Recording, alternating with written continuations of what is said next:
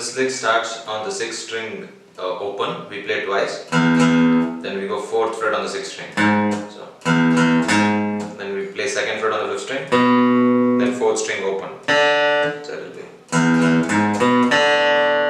So we play twice this thing now.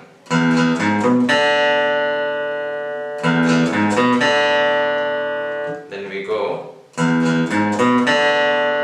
first 5 notes are the same, we go open again, 6th string, 4th fret, then 2nd fret on the 5th string, then 4th string open. Then we add 4th fret on the 4th string, then 2nd fret on the 4th string, then back to open on the 4th string. So it will be. So together. So slowly.